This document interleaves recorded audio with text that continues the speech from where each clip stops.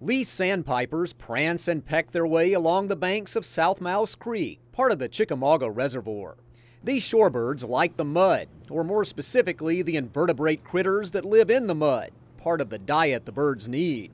But with fewer mudflats on the landscape, we're seeing fewer of these birds. Currently, over half of the shorebird species in North America are in decline.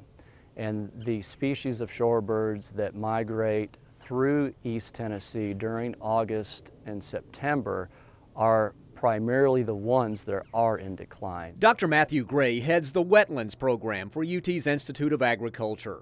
The water levels and the availability of mudflats in these reservoirs are controlled by the Tennessee Valley Authority.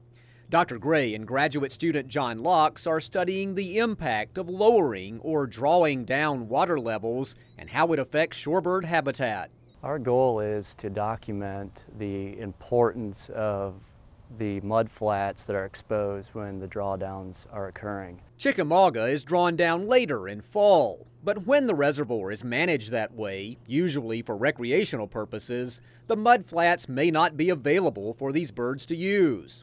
The UT research looks at how birds respond to different drawdown dates, comparing Chickamauga with Douglas Reservoir about 100 miles away, where the drawdown occurs in summer. So having mudflats exposed earlier in the year, late summer for us, is critical for those birds to use the mudflats and acquire important food resources. If these mudflats are unavailable in Tennessee, it forces some birds to fly further south without stopping.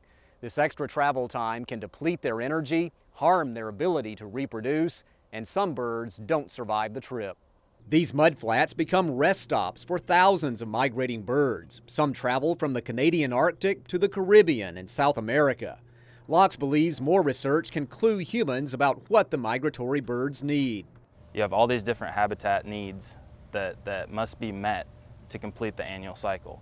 And so you have to look on a broader scale than just looking at Chickamauga Reservoir here. We're one link along the entire migration path. Soon this shallow waterway will be nothing but mud.